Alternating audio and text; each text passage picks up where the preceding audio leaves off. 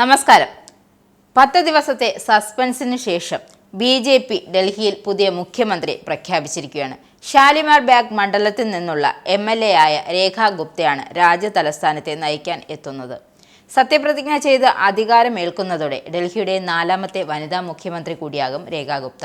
സാക്ഷാൽ അരവിന്ദ് കെജ്രിവാളിനെ പരാജയപ്പെടുത്തിയ പർവേശ് വർമ്മയെ പോലും മാറ്റി നിർത്തിയാണ് രേഖ ഗുപ്തയെ ഡൽഹിയുടെ മുഖ്യമന്ത്രിയായി BJP തിരഞ്ഞെടുത്തത്. സാമുദായിക സമവാക്യങ്ങൾ തന്നെയാണ് രേഖ ഗുപ്തയെ മുഖ്യമന്ത്രിയായി തിരഞ്ഞെടുക്കാൻ കാരണമായതെന്ന് രാഷ്ട്രീയ നിരീക്ഷകർ പറയുന്നു. ഡൽഹിയുടെ പുതിയ മുഖ്യമന്ത്രിയായി BJP നേതാവ് രേഖ ഗുപ്ത ഇന്ന് സത്യപ്രതിജ്ഞ ചെയ്യും. ബുധനാഴ്ച ലഫ്റ്റനന്റ് ഗവർണർ VK സക്സേനയെ കണ്ട് സർക്കാർ രൂപീകരിക്കാനുള്ള അവകാശവാദം രേഖ ഗുപ്ത ഉന്നയിച്ചിരുന്നു. രാംലീല മൈതാനിയിൽ ഉച്ചയോടെ ലഫ്റ്റനന്റ് ഗവർണർ VK സക്സേന രേഖ ഗുപ്തയ്ക്ക് സത്യവാചകം ചൊല്ലിക്കൊടുക്കും. ആദ്യമായി MLA ആയപ്പോൾ തന്നെ 50കാരിയായ രേഖയെ തേടി മുഖ്യമന്ത്രി സ്ഥാനവും എത്തിയിരിക്കുകയാണ്. ഇതിനു മുമ്പ് സുഷമ സ്വരാജ്, ഷീല ദീക്ഷിത്, അതിഷി എന്നിവരാണ് ഡൽഹിയുടെ ഭരണചക്രം തിരിച്ച വനിതകൾ. 1998 കേവലം 52 ദിവസം മാത്രം മുഖ്യമന്ത്രിയായ സുഷമ സ്വരാജായിരുന്നു ഡൽഹിയിലെ BJPയുടെ അവസാന മുഖ്യമന്ത്രി.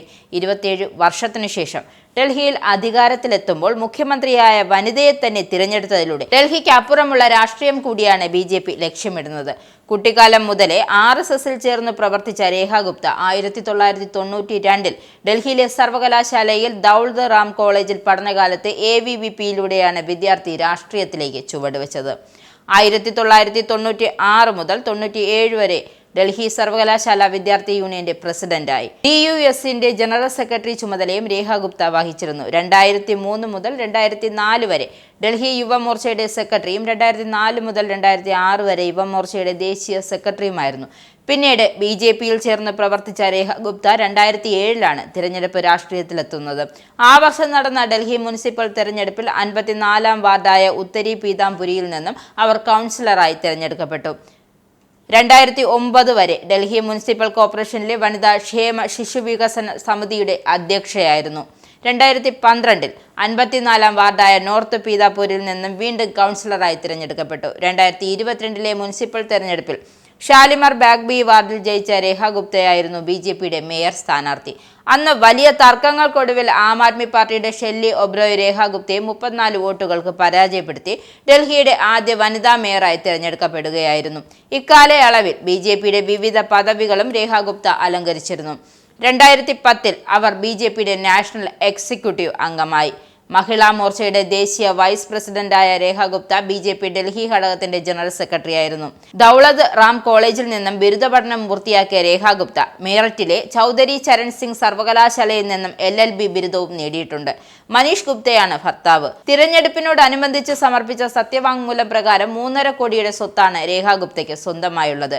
ബനിയ വിഭാഗത്തിൽപ്പെട്ട രേഖ ഗുപ്ത ഈ വിഭാഗത്തിൽ നിന്നുള്ള MLA ആകാം ഡൽഹിയുടെ അടുത്ത മുഖ്യമന്ത്രി എന്ന് നേരത്തെ തന്നെ BJP കേന്ദ്രങ്ങളിൽ നിന്നും സൂചന ലഭിച്ചിരുന്നു.